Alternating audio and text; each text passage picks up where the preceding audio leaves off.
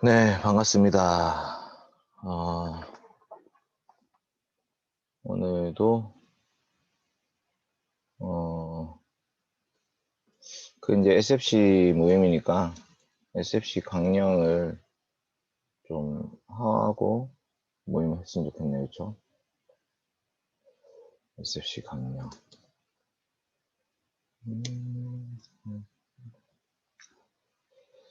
SFC는 강령도 있고 SFC 학신가가 있습니다. SFC 강령 및 학신가. 그래서 지금 SFC 모임인데, 네.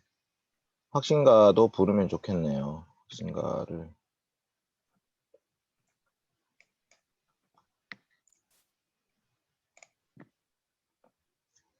승진 씨 혹시 그 SFC라는 그 단체에 대해서 처음 이제 지금 접하고 있죠. 네네. 아, 그러면 교회는 다닌 지 한 1년 반 정도 됐고, 네. 그전에는 약간 띄엄띄엄 교회 다니셨고, 네. 음, 진이하고는 언제 친구예요, 그러면? 초등학교 친구요. 아, 오랜만에 그럼 다시 만났네. 네. 아, 지곡동에 살죠, 승민 씨도. 네네. 아, 그렇구나. 어쨌든 뭐 승민 씨가 이렇게 SFC 통해서라도 이 복음을 들을 수 있어서 너무 좋아요. 아, 승진 씨는 어떻게 생각할지 모르겠지만. 네. 아니, 이제 우리가, 물론 우리가 이 세상을 살면서 이제 다양한 경험들을 하는데, 뭐, 어쨌든 제가 생각할 때 좀 중요한 것 중에 하나가 신에 대한 개념이거든요. 하나님. 그러니까 이제, 이 세상이 과연 어떻게 시작됐는지, 이 세상을 만드신 분이 만약에 존재한다면 그분 누구신지, 그리고 이 세상이 왜 이렇게 됐는지, 지금 현재 상태가. 그렇게 썩 좋지는 않잖아요. 그쵸? 코로나도 있고 뭐 수많은 죄들도 이제 가득하고, 그래서 도대체 이 세상이 앞으로 어떻게 될 건지 이런 거를 종교, 뭐 종교를 해야 되나, 하여튼 종교 부분에서는 이제 보이지 않는 세상을 믿고 이제 가르치고 배우기 때문에 그런 고민을 하는 거예요. 이 세상이 어떻게 시작됐고 마지막은 어떻게 될까. 근데 불교 같으면 이 세상은 계속 돌고 도는 거거든요. 그래서 해탈이라는 거는 이 돌고 도는 세상으로부터 벗어나는 게 이제, 그게 어떤 득도하는 거고, 뭐 참선도 그렇게 하는 거고, 어 그 해탈 말고 뭐라 하지? 하여튼 불교 쪽에서도 그런 이제 가르침이 있는 거예요. 참선, 해탈. 하여튼 윤회로부터 벗어나는 게 극락에 가는 거다, 이렇게 이제 생각, 그 부처가 되는 거죠. 그러니까 이 세상을 벗어나 어떤 존재가 되는 게, 그게 불교가 추구하는 건데, 이제 우리 기독교는 이제 인간이라는 존재 자체가 계속 인간이에요, 그냥. 처음에 만들어질 때도 인간이지만 죽을 때도 인간이고 죽고 나서도 인간이에요. 이제 그 상태를 우리는 계속 고민하면서 도대체 이 인간을 왜 만드셨을까를 이제 배우는 거죠. 계속해서 고민하면서. 그래서 승진 씨의 원래 그 어떤 세계관이라는 게 있을 거예요. 이 세상을 보는 관점이라는 게 있을 건데, 창조라는 것도 있을 수 있고 종말이라는 것도 있을 수 있어요. 승진 씨 생각에도. 그리고 이 세상이라는 것도 있지만 죽고 난 사후의 세상이라는 것에 대해서도 이제 어떤 생각이 있을 수 있어요. 근데 그거를 이제 승진 씨가 가지고 있는 생각이랑 기독교가 믿고 있는 거랑 계속 이렇게 서로 비교를 계속 해보는 거야. 그러다 보면, 그러면 도대체 이 성경이라는 책이 가르쳐주는 세상은 뭘까? 과연 그게 믿을 만한 네. 것이고 그를 받아들일 수 있을까? 이제 이런 고민을 하다 보면 기독교가 뭔지를 알게 되고, 우리로서는 이 세상의 문제들이 해결이 안 돼요. 왜냐면 이 세상의 모든 문제의 원인은 죄거든요, 죄. 그러니까 이제 기독교 세계관에서는 이 죄의 문제가 해결이 안 되는데, 해결할 수 있는 유일한 길이 예수님이에요, 예수님. 하나님으로서 이 땅에 오신 예수님. 그 예수님이 인간의 죄를 짊어지고 십자가에 죽으셨다. 이 고백에서부터 구원이라는 게 시작되는 거예요. 그러니까 이제 승진 씨가 계속 고민해야 되는 게 이런 거죠. 과연 이 세상이라는 것이 어떻게 시작해서 어떻게 마치고 있고, 지금 현재 이 세상의 이 문제들, 뭐 이 세상이라고 하지 않더라도 나에게 불어닥치는 이 문제들이 있습니다. 나한테 개인적으로. 이 문제 도대체 어떻게 해결할 수 있을까? 그럼 나 앞으로 무엇을 소망하면서 살아가야 될까? 이제 이런 부분에 있어서 기독교가 가르쳐주는 신앙은 예수 그리스도께서 십자가를 통해서 해결하셨다라는 거고요. 우리 안에 계신 성령 하나님께서 계속해서 그 예수님과 연합시키고 계시고, 그 예수님을 받아들이게 하시고, 예수님의 모든 사역들이 바로 우리 때문이라는 것을 고백하게 만들고, 그래서 우리에게는 소망이 뭐냐면 지금 부활해서 승천하신 하나님 보좌에 앉아 계신 예수 그리스도, 그분이 우리에겐 소망이 되는 거예요. 이제 기독교는 성경의 기초에서 이 신앙을 가르치고 있는 거거든요. 그래서 예를 들면 이제 사회복지사를 꿈꾸잖아요. 이제 우리나라에 사회복지라는 것이 필요하죠. 예. 왜냐면 경제적으로 가난한 사람들도 있고요. 그다음에 어떤 관계적으로도 어떤 pure한 상태가 있어요. 예를 들면 이제 기본적으로 부모가 있고 아이들이 있고 이제 이렇게 사는 집이 아니라 편부나 편모 혹은 조손 가정, 그다음 뭐 장애가 있을 수도 있고, 이 다양한 케이스들에 있어서 우리가 사회복지라는 것을 통해서 이제 그 사람들도 인간답게 살아갈 수 있는 권리, 그다음에 기회라는 것을 주려고 하지만 어느 정도는 되죠. 어느 정도는. 근데 결국은 또 해결되지 않는 숙제가 있어요. 이 마음, 사람의 이제 내면에서부터 오는 갈급함, 해결되지 않는 어떤 갈증 같은 게 있거든요. 근데 과연 그걸 어떻게 해결할 수 있을까?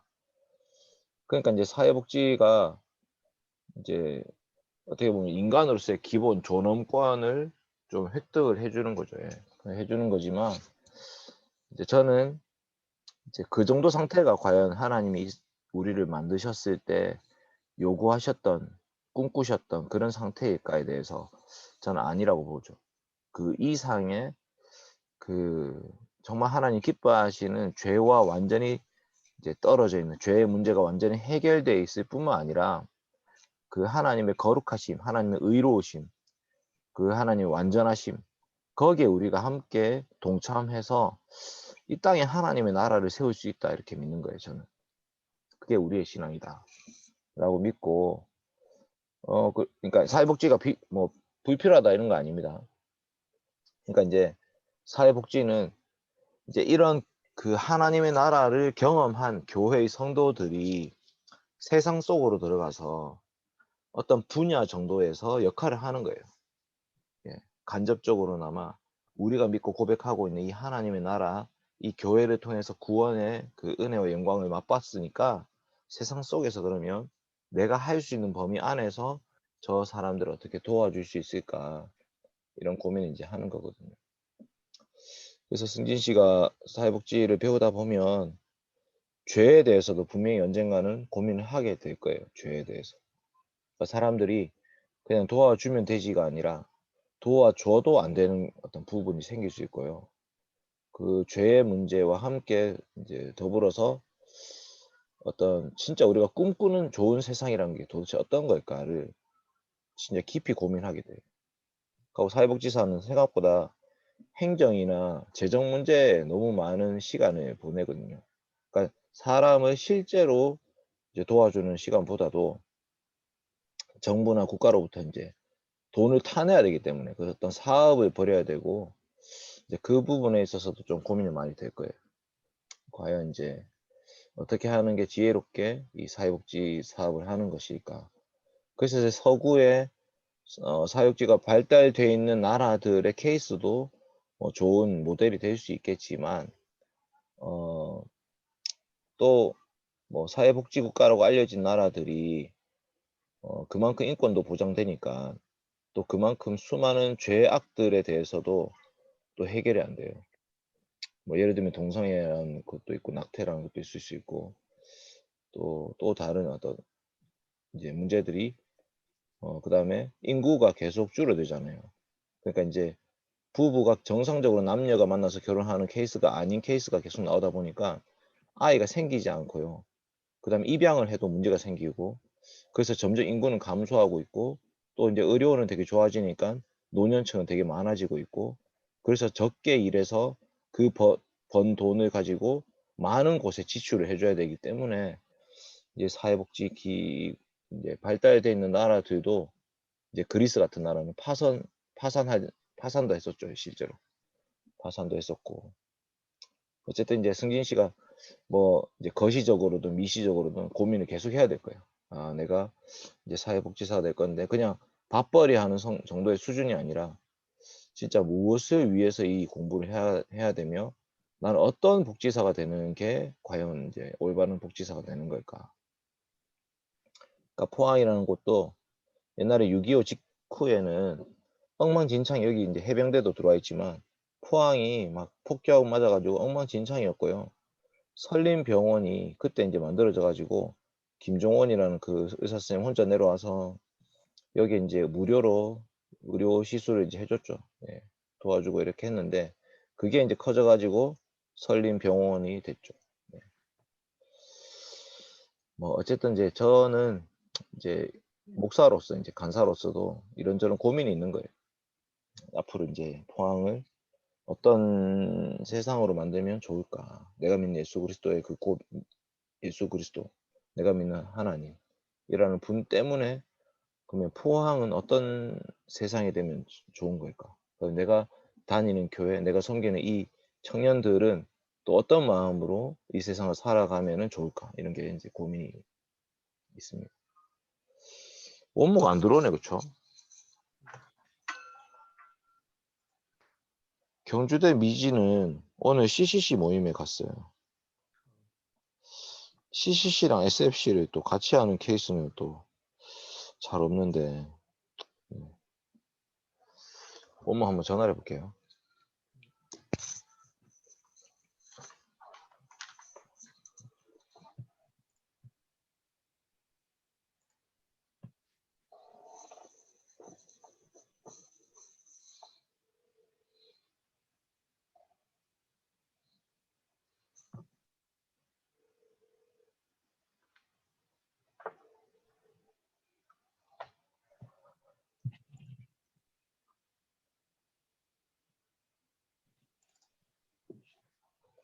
아까 원모 혼자 단톡방에 댓글을 달았었는데 전화를 안 받을 줄이야.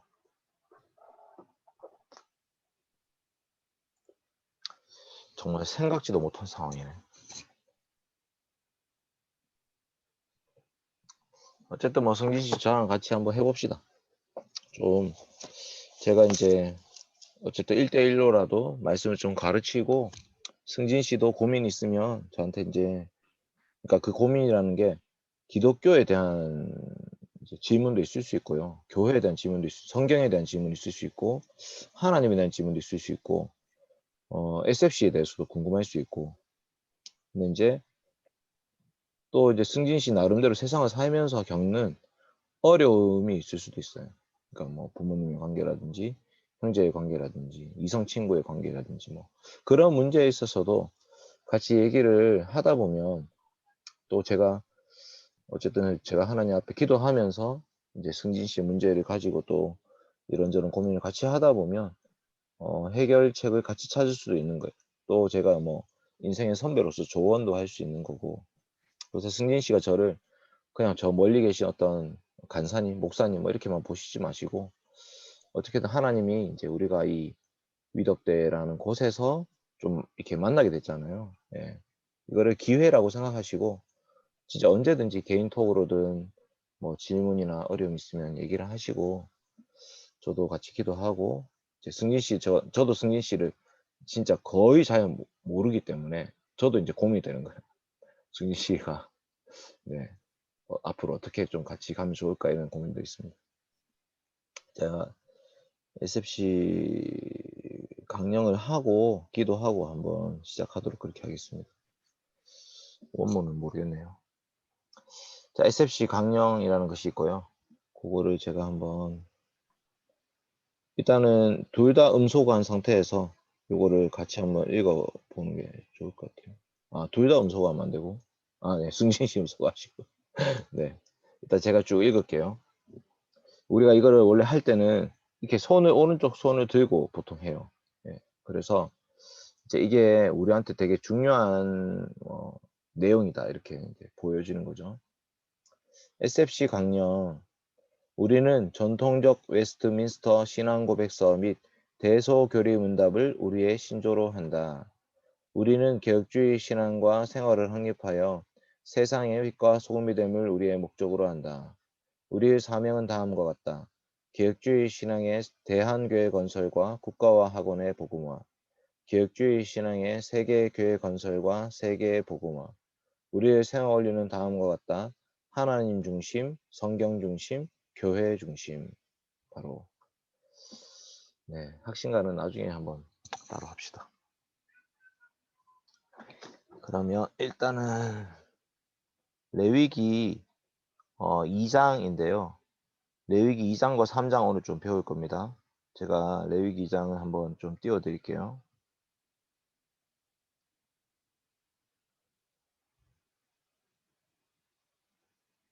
네. 레위기 2장입니다. 제가 쭉 읽을 테니까 그 승진 씨는 한번 그냥 눈으로 따라오면서 이게 도대체 무슨 말일까를 한번 좀 생각해 보세요. 누구든지 소재 예물을 여호와께 드리려거든 고운 가루로 예물을 삼아 그 위에 기름을 붓고 또 그 위에 유향을 놓아 아론의 자손 제사장들에게로 가져갈 것이요. 제사장은 그 고운 가루 한 움큼과 기름과 그 모든 유향을 가져다가 기념물로 제단 위에서 불사를 지니 이는 화제라. 여호와께 향기로운 냄새니라. 그 소재물에 남은 것은 아론과 그의 자손에게 돌릴지니 이는 여호와의 화제물 중에 지극히 거룩한 것이니라. 내가 화덕에 구운 것으로 소재 예물을 드리려거든 고운 가루에 기름을 섞어 만든 무교병이나 기름을 바른 무교전병을 드릴 것이요. 철판에 붙인 것으로 소재 예물을 드리려거든 고운 가루에 누룩을 넣지 말고 기름을 섞어 조각으로 나누고 그 위에 기름을 부을지니 이는 소재니라. 내가 냄비의 것으로 소재를 드리려거든 고운 가루와 기름을 섞어 만들지니라. 너는 이것들로 만든 소재물을 여호와께로 가져다가 제사장에게 줄 것이요. 제사장은 그것을 제단으로 가져가서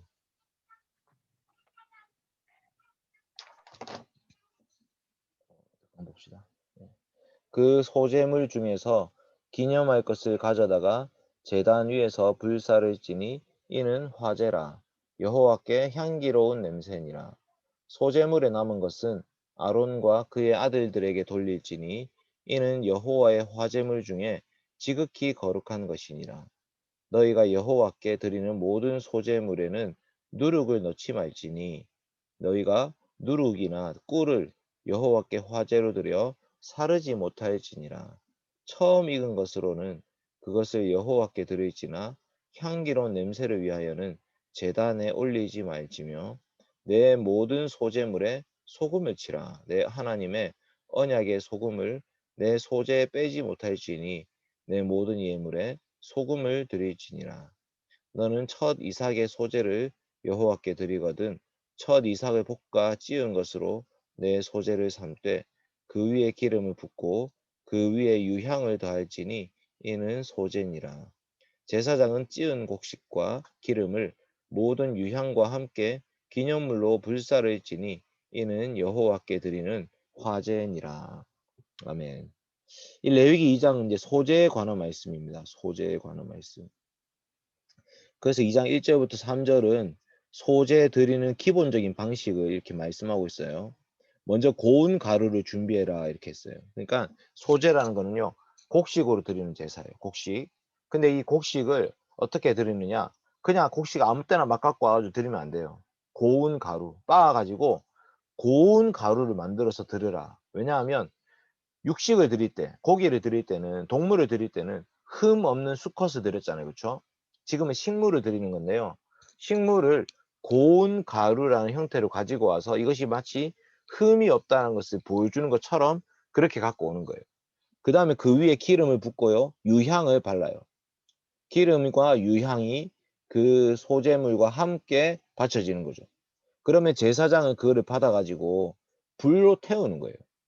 고운 가루 중에서도 한 움큼만 이제 가지고 와요. 예를 들면 어떤 사람이 하나님 감사합니다 하고 벼나 밀 같은 거를, 보리 같은 거를 막 가루를 가지고 왔잖아요. 그런데 그 가루가 많잖아. 그러면 그 중에서 제사장은 딱 한 움큼만 딱 올리는 거예요. 그 한 움큼과 기름과 유향을 불로 태워버려요. 그러면 하나님께서는 그 고운 가루 한 움큼과 기름과 유향만 받으시고요. 나머지 남아있는 가루들, 소재물에 남은 것, 전체에서 한 움큼 뺀 나머지 곡식물은 아론과 제사장들에게 돌리는 거예요. 여호와께 지극히 거룩한 것이니까 우리가 하나님께 예배를 드리고 하나님께 예물을 드렸지만 하나님이 하나님의 일꾼들, 하나님의 종들, 그러니까 성전에서 성막에서 일하는 제사장들의 먹을 것을 하나님이 책임져 주시는 장면을 보여주는 거예요. 그러니까 한 움큼만 하나님께 드리긴 하지만 사실 의미적으로는 모든 것을 드린 거예요. 모든 것을 드렸고 하나님은 대표적으로 한 움큼만 내가 받겠다 이렇게 말씀하신 거고요. 나머지는 제사장들한테 다 주신 거죠. 이 고운 가루를 드릴 때 다양한 방식으로 드릴 수 있어요. 화덕에 구워서 드릴 수 있고 철판에 붙여서 드릴 수 있고 냄비를 이제 솥에 삶아 가지고 드릴 수 있고 그 고운 가루와 기름, 고운 가루와 기름, 고운 가루와 기름을 이 다양한 방식으로 드리라는 거죠. 마치 요리하는 방식 중에 여러 가지를 지금 보여주는 거예요. 어떤 건 후라이팬, 어떤 건 솥에, 냄비에 삶아 가지고 이렇게 드릴 수 있는 거잖아요. 마치 그런 다양한 방식들을 하나님이 다 사용해라 괜찮다. 어떻게든 이 고운 가루와 기름으로 만들어서 갖고 와서 드리면 내가 다 받아주겠다고 말씀하시는 거죠. 근데 한 가지를 넣으면 안 돼요. 뭐죠? 누룩. 밀가루에다가 그 이스트, 뭐지? 베이킹 파우더인가? 소다인가? 하여튼 그거를 넣으면 밀가루가 부풀어 가지고 빵이 되잖아요. 근데 하나님은 부풀려서 줄 필요 없다는 거야. 누룩을 빼버려라. 누룩 갖고 오지 마라 이렇게 말씀하셨어요. 그냥 그 고운 가루에 기름을 그대로 발라 가지고 그냥 갖고 와라. 그러면 내가 그거를 받겠다 이렇게 말씀하셨죠. 그럼 제사장은 불로 태우고 남아 있는 것은 아론과 제사장에게 주는 거죠. 주의할 점이 있습니다. 누룩과 꿀 넣으면 안 돼요. 누룩도 부푸는 거지만 꿀도 첨가물이거든요. 그러니까 누룩이나 꿀을 넣어 가지고 마치 원래는 별로 가진 것이 없고 원래 별로 드린 게 없는데 꾸미는 거예요. 포장을 하는 거예요. 하나님 그거 싫어하십니다. 누룩과 꿀 넣지 마라. 그리고 누룩과 꿀을 넣으면 부패하게 돼요. 이게 썩게 돼요. 그래서 하나님이 누룩과 꿀을 넣지 마라. 그냥 아주 순수한 그 가루만 가지고 와라. 그리고 소금은 넣어라. 소금은 왜냐하면 그 부패 방지거든요. 소금은 계속해서 불로 이제 태워도 태워지지 않는 게 소금이에요. 그러니까 이 소금을 통해서 하나님이 우리한테 특별히 뭔가 기억하게 하시는 게 있어요. 그리고 소재 중에 다양한 방식, 화덕, 철판, 냄비도 있지만 첫 이삭의 소재라는 게 있어요. 첫 이삭. 그러니까 벼가 그 뭐 몇 마디가 쭉 있으면 그 벼 중에 처음으로 생긴 그 하나의 이삭이 생길 수 있죠. 그러면 그 한 단을 뽑아 가지고 그것을 볶아서 찧어 가지고 하나님께 바치고 오면 그거를 전부 다 하나님은 받으세요. 이거는 한 움큼이 아니고 이미 전체 중에 일부분 갖고 왔기 때문에 그 전체 중에 일부분은 완전히 다 불로 태워 가지고 하나님이 받으시겠다 이렇게 말씀하셨어요. 이게 바로 소재라는 것입니다. 한번 봅시다. 소재. 근데 지금 원모가 왔나? 안녕하세요. 원모야. 네. 와, 니 진짜 반갑다. 아, 진짜 죄송합니다. 진짜 깜빡 잠들어가지고 강아지랑 놀다가. 아, 그랬구나. 괜찮아, 네, 괜찮아. 그래서 일어나자마자 허겁지겁 들어왔어요. 괜찮아. 근데 어쨌든 뭐, 지금은 들어온 것 자체만으로도 감사해요. 8시 때문에 마칠 거니까. 자, 민하와 슐라밈이라는 이제 어떤 책에 있는 내용인데요. 이 민하라고 되어 있는 게 바로 소재예요. 소재. grain offering이라고 해서 나달, 곡식 드리는 거죠. offering 하나님께 바치는 건데 이거를 선물을 바친다 이렇게 표현하기도 해요. 그래서 민하라는 이 소재는요. 소재만 드리는 경우가 없고 항상 번제와 함께 그러니까 동물을 완전히 불태워서 하나님께 드리는 그 번제와 함께 드려집니다. 민하라는 것의 의미는 뭐냐면 선물 혹은 곡물이에요. 어떤 데 보면 세금으로도 번역되어 있어요. 그러니까 어떤 나라의 왕이 그 왕의 다스림을 받고 있는 백성들로부터 당연하게 받아야 되는 것을 말하는 거죠. 상납해야 되는 거죠.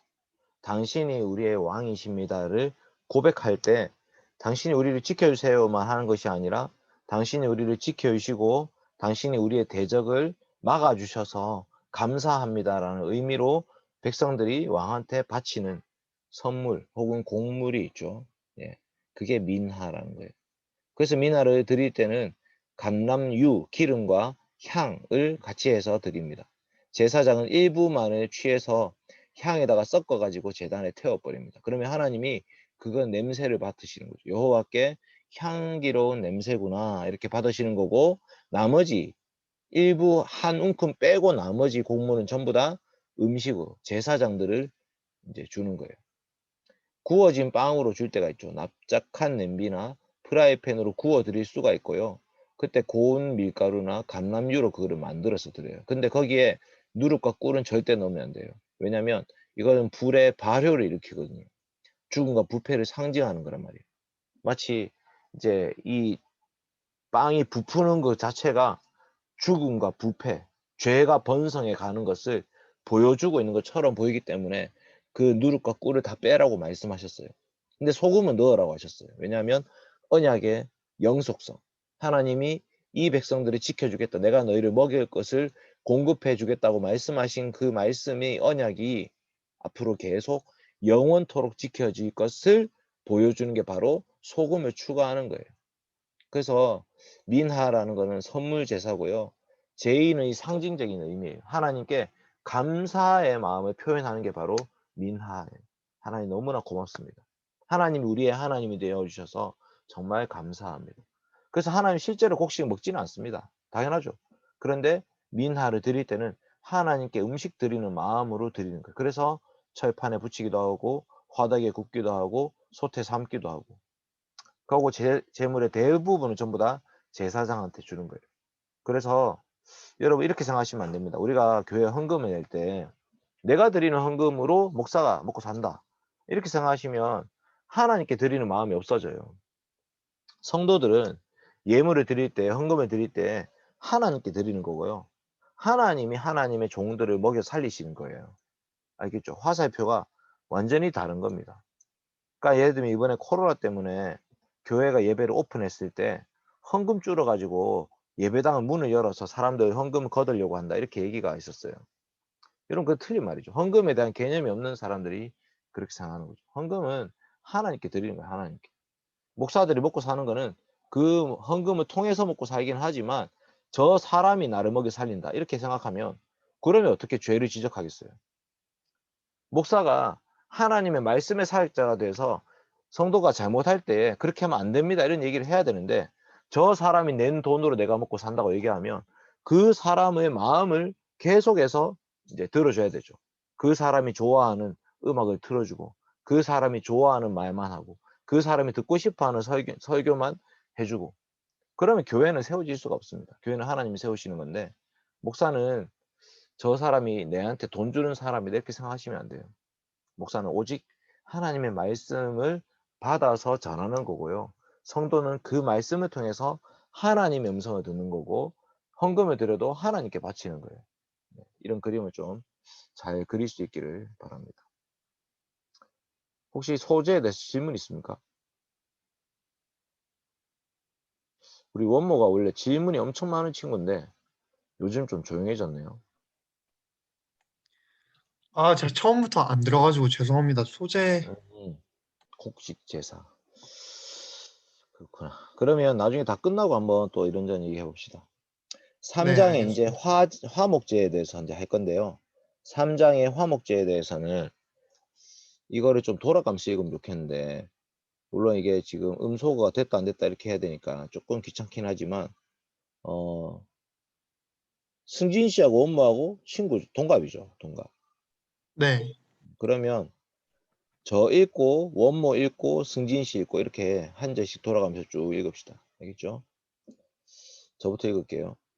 사람이 만일 화목제의 제물을 예물로 드리되 소로 드리려면 수컷이나 암컷이나 흠없는 것으로 여호와 앞에 드릴지니.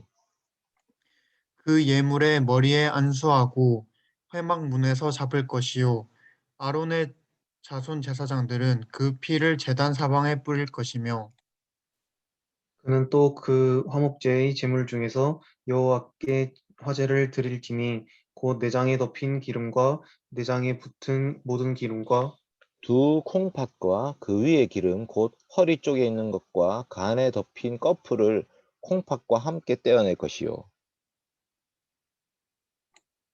아론의 자손은 그것을 제단 위에 불 위에 있는 나무 위에 번제물 위에서 살을지니 이는 화제라 여호와께 향기로운 냄새라. 만일 여호와께 예물로 드리는 화목제의 제물이 양이면 수컷이나 암컷이나 흠없는 것으로 드릴지며 만일 그의 예물로 드리는 것이 어린 양이면 그것을 여호와 앞으로 끌어다가 그 예물의 머리에 안수하고 회막 앞에서 잡을 것이요 아론의 자손은 그 피를 제단 사방에 뿌릴 것이며 그는 그 화목제의 제물 중에서 여호와께 화제를 드릴지니 그 기름 곧 미골에서 밴 기름진 꼬리와 내장에 덮인 기름과 내장에 붙은 모든 기름과 두 콩팥과 그 위에 기름 곧 허리 쪽에 있는 것과 간에 덮인 꺼풀을 콩팥과 함께 떼어낼 것이요. 제사장은 그것을 제단 위에서 불사를 지니 이는 화제로 드리는 음식이요 향기로운 냄새라 모든 기름은 여호와의 것이니라. 지금 11절이었는데 11절을 아, 안 읽고 16절 읽으셨네요. 일단은 승진 씨가 12절 네네. 읽어 주십시오. 많이 그의 예물이 승진 씨. 만일 그의 예물이 염소면 그것을 여호와 앞으로 끌어다가 그것의 머리에 안수하고 회막 앞에서 잡을 것이요 아론의 자손은 그 피를 제단 사방에 뿌릴 것이며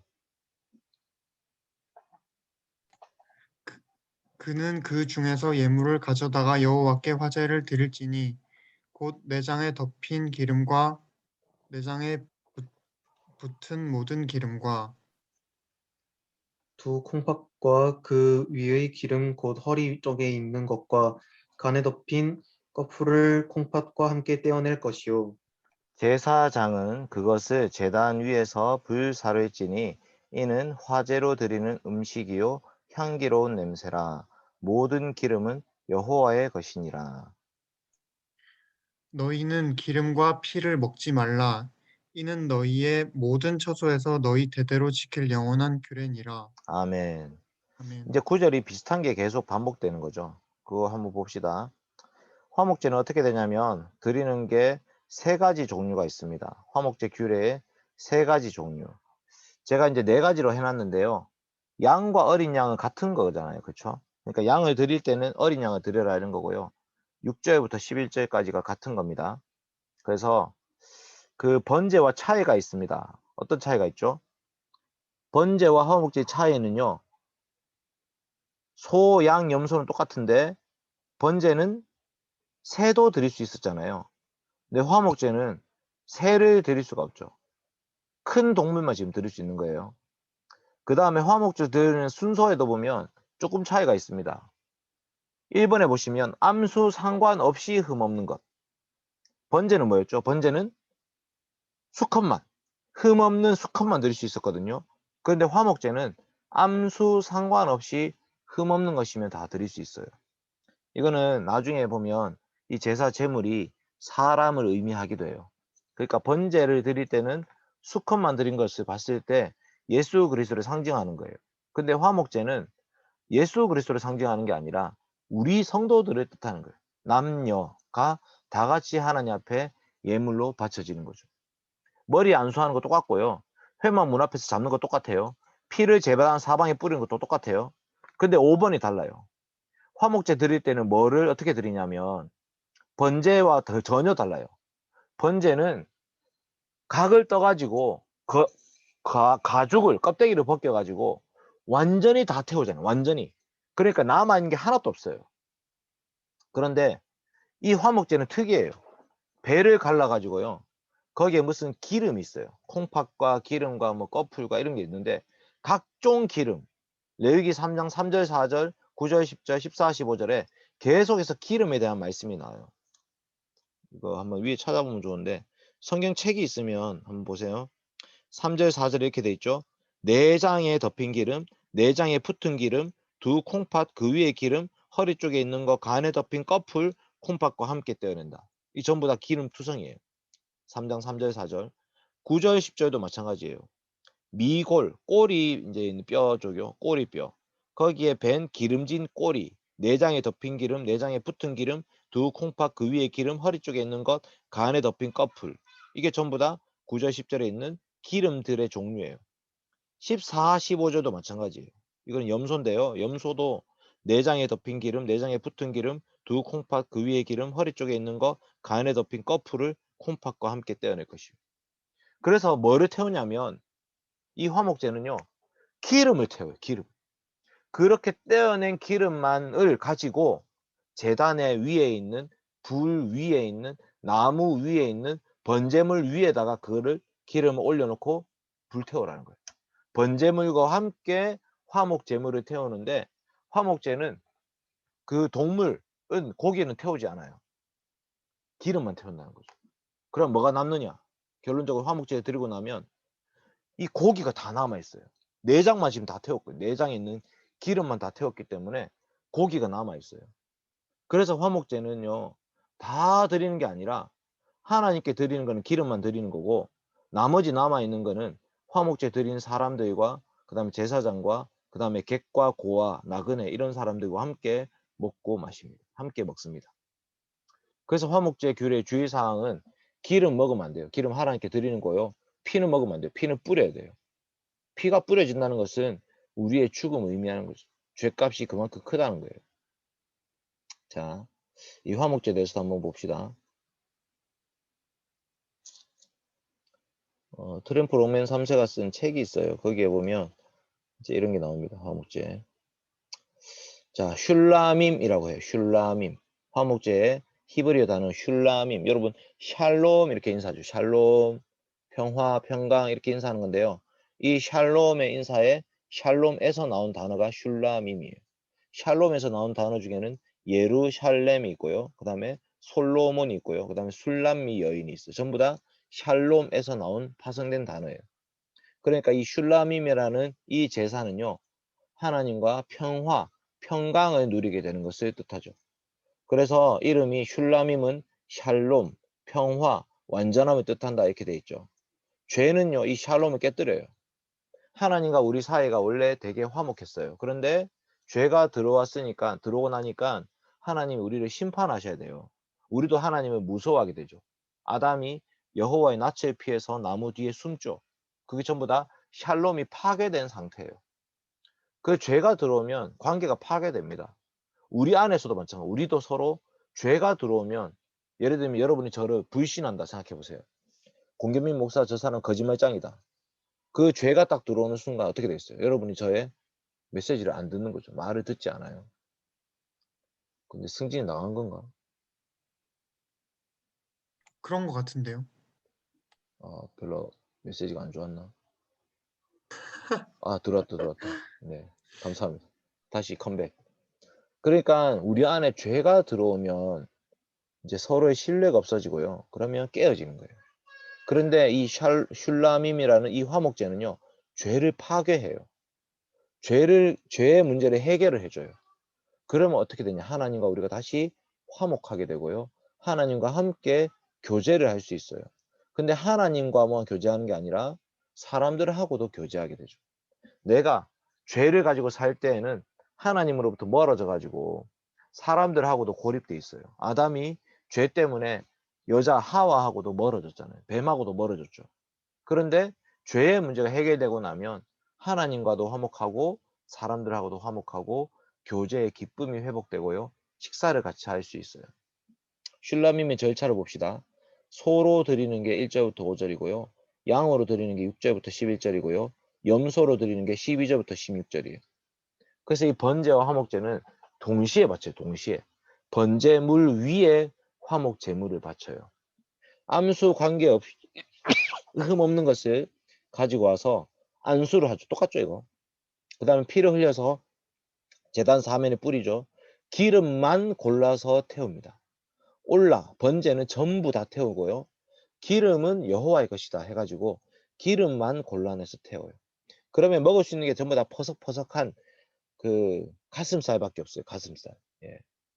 가슴과 근데 오른쪽 뒷다리, 앞다리가 아니고 뒷다리. 가슴살과 오른쪽 뒷다리는 제사장의 몫이라고 레위기 7장에 말씀하고 있습니다. 한번 찾아볼까요, 여러분? 레위기 7장 28절에서 38절. 이런 거를 한번 찾아가지고 증명을 한번 할 필요가 있습니다.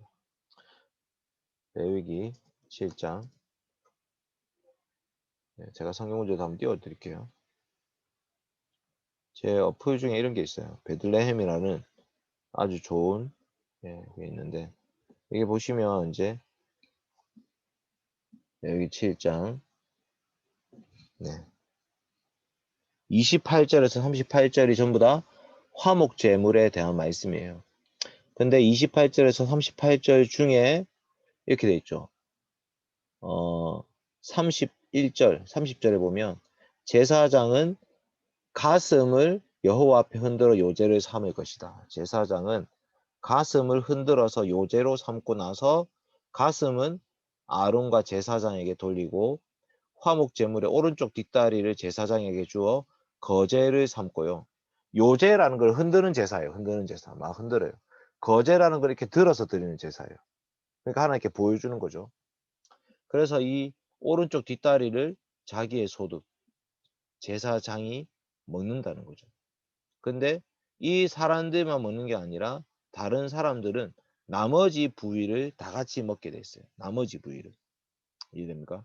그러니까 화목 제물을 드릴 때 그냥 하나님만 기쁘시게 하는 것도 아니고, 그 다음에 제사장만 좋게 하는 것도 아니고, 이 화목 제물은요, 나머지는 예배자와 가족들의 몫이다 이렇게 나오죠.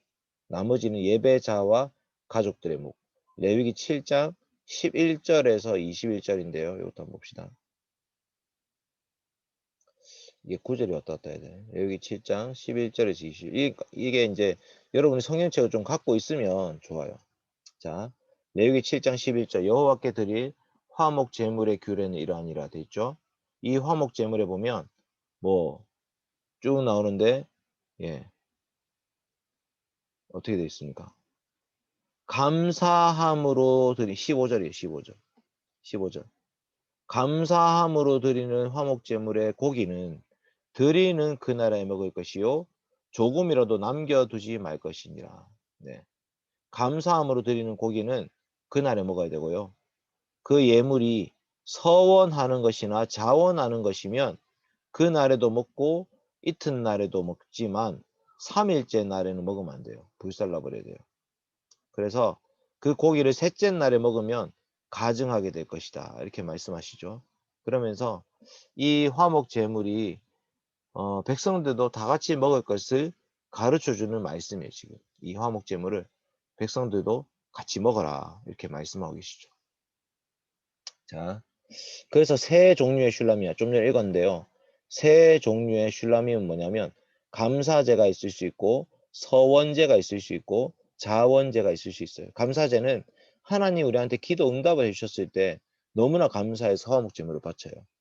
그리고 그 다음에 최근에 예를 들면 여러분 기도한 거 뭐 있습니까? 저는 제가 교회에 헌금을 드릴 때 보면 감사 헌금을 이제 드리거든요. 제가 생일 때도 감사 헌금 드렸고 새해를 맞이했을 때도 감사 헌금 드렸고 그 다음에 저희 교회 담임 목사님 부임하셨을 때도 감사 헌금 드렸죠. 왜냐하면 기도 응답이었거든요. 하나님께서 저의 인생을 1년 1년 이렇게 살게 해주시는 것도 기도 응답이고요. 그 다음에 1년이 지나서 한 해 한 해가 새롭게 시작되는 것도 기도 응답이고요. 그 다음에 저희 교회 담임 목사님이 오시는 것도 기도 응답이었어요. 이제 이럴 경우에 구약시대 같으면 화목제를 드렸다라는 겁니다. 서원제는 제가 앞으로 하나님 위해서 이렇게 하겠습니다. 서원. 나시린의 서원 같은 게 있죠. 제가 저희 아들 이 사무엘을 하나님께 바치겠습니다. 그러면 화목제 드리는 거죠. 자원제는 특별한 이유는 없는데 드리는 게 자원제예요. 그래서 이 화목제라는 것이 다양한 제목이 있을 수 있어요. 그런데 어쨌든 하나님께 이렇게 바친다라는 것을 좀 기억하시고 화목제를 드리면 됩니다. 그런데 이제 구약 시대는 화목 제물을 드렸지만 신약 시대는 뭐요? 화목 제물이 예수 그리스도시죠. 하나님과 우리 사이의 관계는 예수 그리스도 안에서 회복됐거든요. 그래서 우리가 예수 그리스도께서 우리의 화목 제물이 되셨다 이렇게 고백하면서 지금 살고 있습니다. 그러니까 여러분 우리가 이제 구약과 신약이 좀 다르다. 뭐 좀 다르긴 달라요. 그러니까 우리는 더 이상 성막이나 성전에 가지도 않고 동물을 죽이지도 않고 피를 흘리지도 않아요. 그런데 그 왜 그러냐 하면 동물의 피를 흘리는 것은 실제가 아니었어요. 이제 동물의 피를 흘리긴 흘리지만 그 동물은요 나중에 실제로 죽으실 예수 그리스도를 예표하는 거지 구약시대 그 동물이 우리 죄를 용서할 수는 없는 거거든요. 어떻게 소가 우리 죄를 용서합니까? 어떻게 양이 우리 죄를 용서할 수 있습니까? 그러니까 구약시대의 제사라는 거는 예수님이 오셨을 때에 이루어질 일을 미리 보여주는 거예요. 미리 보여주는 거. 그래서 하나님께서 이 구약시대의 모든 제사의 이제 내용들을 지금 우리가 같이 공부하면서 아, 예수님이 이 땅에 오셔서 십자가에 죽으신 그 의미와 내용이 뭐냐를 좀 더 이제 깊이 알게 되는 거예요. 예, 그래서 우리가 오늘 이제 소제 그리고 화목제라는 것에 대해서 좀 배웠는데요. 만화 레이기에 그 소제 부분과 화목제 부분이 좀 있기 때문에 잠깐만 이거 만화 좀 살펴보고 네, 넘어가도록 그렇게 하겠습니다. 오늘은 그렇게 마치겠습니다. 자, 제가 공유하기를 좀 누를게요. 여러분 8시까지는 시간 되시죠? 네, 네, 8시까지는 그래도 1시간은 우리가 말씀 앞에서 좀 살았으면 좋겠습니다. 자, 2장 1절부터 16절 소제라고 되어 있는데요. 이 소제는 히브리어로 민하라고 합니다. 이 민하는 선물을 의미하죠. 봉신이 종주에게 바치는 곡물. 그러니까 두 나라가 싸웠는데 한 나라가 이겼어요. 그러면 종주국이 되고요. 그 다음에 진 나라는 봉신 국가가 되는 거죠. 예를 들면 우리나라 삼국시대에 고구려가 이긴 때도 있었고 신라가 이긴 때도 있었고 백제가 이긴 때도 있었죠. 그러면 싸움에서 이기고 나면 너는 나한테 공물을 바쳐야 된다. 이렇게 이긴 나라에서는 그런 얘기를 할 수 있잖아요. 그래서 왕이시여 받으소서 봉신이 드리고요. 기특하도다 종주가 이렇게 얘기하죠. 네. 원모는 저한테 봉신입니까? 저희 종주입니까? 아, 봉신인 것 같습니다. 아 진짜 말도 안 돼서 무슨 봉신이야. 자 레위기 2장에 이 다양한 방식이 있다는 거죠. 요리해서 드리고 요리 안 하고도 드리고 첫 열매를 드려요. 그래서 아까 좀 전에 우리가 쭉 읽었죠. 곡식 드리는 방식은 여러 가지가 있다. 이거 좀 기억하시면 좋겠습니다. 네, 여러 가지 방식. 화덕에 굽고 철판에 붙이고 소치나 냄비에서 튀기기도 하고 예. 여러 가지. 그러니까 진짜 요리하는 거 똑같은 거예요, 여러분. 그 제사 그 성막에 보면 번제단을 후라이팬이라고 가스레인지라 생각하시면 돼요. 가스레인지. 가스레인지에다가 고기 올려놓고 고기를 구울 때요. 기름을 태워버리는 거예요. 그러니까 하나님께서 그런 방식으로 음식을 받으시는 거죠. 그러니까 이제 사실 하나님 그거를 먹지는 않습니다. 귀신처럼 와가지고 하나님 이거 맛있군 이렇게 하시진 않아요. 우리가 막 그 뭐지 우리나라의 유교식의 제사를 드릴 때 보면 귀신이 와서 그걸 먹는다 이렇게 생각하면서 술도 따라 놓고 과일도 깎아 놓고 이렇게 하잖아요. 하나님은 그런 걸 요구하시는 게 아니에요.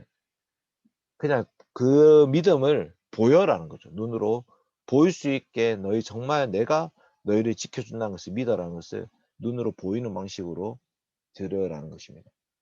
자, 소제는 예, 일부만 제단에서 태우고 나머지는 제사장이 양식으로 다 줬어요. 넣으면 안 되는 게 누룩과 꿀인데요.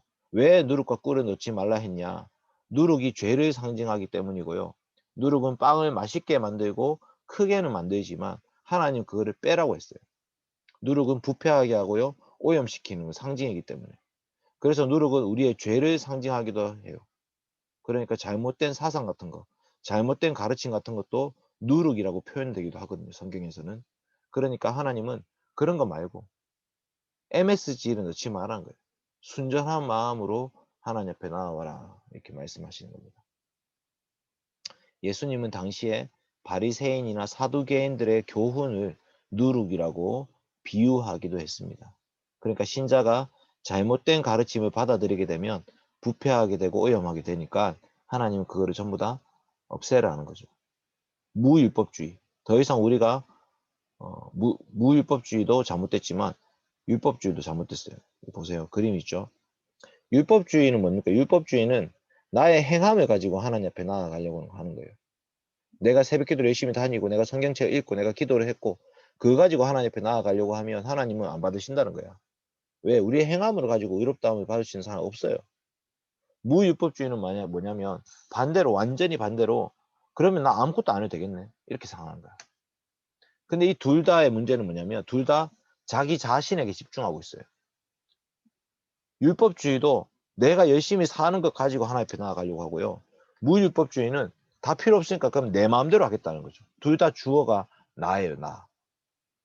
그래서 하나님은 뭘 요구하시냐면 하나님이 주시는 은혜, 하나님이 주신 것에 대한 감사, 주어가 하나님이 되기를 원하시는 거죠. 율법주의나 무율법주의가 아니라 복음, 하나님 주신 은혜에 대한 감사로 제사를 드리기를 바라죠. 꿀은 뭐냐면 세상성, 세상의 사랑, 세상이 추구하는 쾌락 등을 의미하는 거죠. 꿀은 달콤하지만 지나치게 많이 먹으면 오히려 건강을 해친다 하면서 꿀을 넣지 말라고 했죠. 달콤함. 신자들이 세상에서 거룩하게 살아야 되는데요. 세상의 쾌락, 게임 같은 거 있잖아요. 여러분들 게임은 너무 좋아하는 이제 시대가 됐는데 원모도 그렇고 한번 잘 생각해 보세요. 저 내가 최근에 그렇게 게임 거의 안 합니다. 아, 다행이네. 그럼 원모 아주 거룩하게 살고 있구나. 이제 그런데도 율법주의도 되면 안 되고. 뭐 어쨌든 그러니까 이제 거룩하게 살아야 되는데요. 세상성을 우리가 좀 멀리 해야 돼. 멀리. 신약 성경으로 말하면 세상을 사랑하지 말라. 세상을 사랑하는 것의 대표적인 것은 돈을 사랑하는 거죠. 내가 가진 돈을 하나님처럼 섬기는 거 하나님은 싫어하십니다. 돈 자체가 나쁜 건 아니에요. 필요하죠. 그런데 꿀처럼 지나치게 사랑하면 신앙생활에 해가 됩니다. 예, 그러니까 돈은 필요한 거지 돈을 우리가 숭배해서는 안 되는 거예요. 명예, 권력, 육체의 쾌락 전부 다 세상의 것들이죠. 근데 반드시 넣은 건 뭐냐면 기름과 유향과 소금이 있어요. 기름은 곡물을 요리할 때 사용하는 거고요. 이거는 성령님을 상징한다 이렇게 되어 있습니다. 소재에 사용된 기름은 성령님을 상징한다. 그 다음에 유향은 뭘 상징할까요? 유향은 기름. 유향은 하나님께 태워 올리는 기도를 상징해요. 성소에 있는 분향단에서 향 피워놓을 때 기도를 드리거든요. 제사 드릴 때 마치 그 향을 올려드린 것처럼 우리가 기도를 해야 되죠. 마지막으로 소금은 부패를 방지하고 음식을 유지시켜 주는 거예요. 그래서 이 소금은 약속을 반드시 지킨다. 언약을 상징하는 게 바로 소금이다. 그래서 기름, 유향, 소금을 넣어야 되고 누룩과 꿀은 빼야 돼요. 이게 이제 소재와 관련된 규례다 이렇게 볼 수 있고요. 그 다음에 뭐 이제 다 했어요. 화목제에 대해서 한번 봅시다. 와, 이거 만화 레위기가 진짜 내용이 많네요. 나중에 만화 레위기 혹시 우리가 좀 사서 볼 수 있으면 좋을 것 같아요. 만화 레위기라는 책이 있어요. 그러니까 백금산 목사님에서 이렇게 나온 책인데요. 만화 레위기를 나중에 한번 우리가 뭐 좀 사서 볼 수 있으면 봅시다. 자, 화목제 5분 남았는데 화목제는 히브리어로 제바흐 샬람임은 샬롬과 관계된 말입니다. 그래서 화목제는 하나님과의 평화, 하나님과의 교제를 의미합니다. 그래서 친교제, 평화제로도 번역할 수 있다 이렇게 됐습니다. 아까 드리는 방법은 다 봤고요. 그러니까 이제 레위기 만화 레위기는 그게 있어요. 적용이 이제 잘 되어 있는 거죠. 적용. 자, 화목제는 세 가지 경우 감사, 서원, 자원 이렇게 세 가지 경우에 화목제를 드린다 이렇게 말씀하고 있고 그 다음에 네, 감사. 여러분 감사한 게 많죠? 근데 사실은 진짜 감사하려면요. 기도를 해야 감사할 수 있어요. 하나님 이것 좀 해주세요라고 기도를 하고 있는 상태에서 그게 이루어지면 감사한 거죠. 예를 들면 여러분 여자친구 생기면 좋겠다 이런 생각이 아예 없는데 갑자기 생기면 감사도 안 생겨요. 근데 정말 하나님 저한테 여자친구 주십시오 막 간절히 기도하는 중에 주시면요 감사하게 되죠. 그러니까 여러분들이 평소에 무엇을 위해서 기도하고 있느냐도 되게 중요한 거예요. 무엇을 바라면서 살고 있냐. 그 다음에 자원제, 낙헌제 이런 게 있고요. 화목제의 이제 특징은 고기를 태워요. 내장에 기름, 간, 콩팥 이런 것을 태우죠. 가슴과 오른쪽 뒷다리는 제사장에게 주고 그 다음에 나머지는 제사자, 예배자들이 가족들과 함께 고기를 나누어 먹습니다. 화목제 드리면 온 동네가 잔치가 열리는 거예요. 일사있네. 화목제가 자주 드려졌으면 좋겠어요. 왜? 화목제 때문에 마을이 행복해지거든요. 온 동네 잔치를 벌이는 날이에요. 소를 잡았는데 안에 내장 기름을 다 태워서 올려버렸고 가슴살과 오른쪽 뒷다리만 제사장이 먹었고 나머지 부위는 전부 다 온 동네가 먹는 거거든요. 야, 화목제 드리는 날은 난리가 나는 거지. 그래서 화목제는 기본적으로 하나님과의 교제를 의미하고 그 다음에 공동 식사예요. 네. 아주 할렐루야 이런 분위기로 지금 예, 같이 아니, 손잡고 근데 그러면 네, 그 고기는 누가 이렇게 마련하는 거죠? 마련 네. 화목제 드릴 고기 같은 거. 제사 드리는 분이 감사합니다 하고 소를 갖고 오거나 감사합니다 양을 갖고 오거나 감사합니다 하고 염소를 갖고 오는 거죠. 네. 화목제 예수 그리스도께서 우리의 화목 제물이 되셨습니다. 왜냐하면 하나님과 우리의 화목이 깨어졌는데 예수 그리스도의 십자가로 말미암아 하나님과 우리의 관계가 화평이 된 거죠. 그래서 예수 그리스도가 화목 제물이 되심으로 하나님과 사람 사이도 화목이 됐지만 사람과 사람 사이도 화해를 시켜 주신 거예요. 그래서 우리도 화목제를 드려야 되죠. 예를 들면 성찬식 때 같이 예수 그리스도의 살과 피를 먹고 마시는 교제의 식사를 하잖아요. 이게 바로 화목제와 같은 거예요. 그러니까 하나님께서 이 땅 가운데 예수 믿고 구원받아서 예수 믿고 구원받아서 이제는 하나님의 종으로만 살아야 된다. 이렇게 힘들게만 얘기하는 게 아니라 하나님을 믿음으로 말미암아 우리의 양심의 평안함을 얻게 됐거든요. 너무나 감사한 거예요. 이 화목제는 너무나 감사한 거예요. 그래서 여러분들이 오늘 여기까지 이제 할 건데 하나님 오늘은 곡식 제사인 소제와 화목제물 기름을 태워서 올려드린다. 나머지는 다 우리가 먹고 마신다. 이런 말씀을 이제 들었습니다. 혹시 질문이 있습니까? 혹시 이제 읽어보시면 제일 좋은데 레위기 2장 3장 읽어왔으면 좀 더 이해가 될 거고요. 다음 주에는 레위기 4장부터 7장까지를 다 할 거예요. 쭉 4, 5, 6, 7 이렇게 쭉 할 건데요. 근데 문제는 뭐냐면 다음 주에 주의창 간사님이 선교 훈련을 가요. 그러니까 설린대 SFC가 목요일 날 6시 반에 모이는데 그 설린대 SFC도 이제 말씀을 드려야 되기 때문에 제가 이제 이 위덕대 경주대와 함께 설린대 SFC를 만나서 이렇게 이제 줌에 다 같이 모아서 할 거예요. 알겠죠? 다음 주도 1시간 딱 할 건데 그래서 이제 설린대 같은 경우에는 아마 찬양 인도 순서도 있을 거고 대표기도 순서도 있을 거고 SFC 강령하는 순서도 있을 거거든요. 그래서 제 생각에는 우리는 원래 그런 순서가 막 정해진 게 없었으니까 설린대가 하는 대로 따라하고 우리가 같이 이제 거기에 연합해가지고 말씀 같이 듣고 그 다음에 2부 순서도 있을 거예요. 교제를 하거나 서로 조별로 나눔을 하는 시간도 있을 건데 그것도 우리가 같이 들어가서 좀 하면 좋을 것 같아요. 네.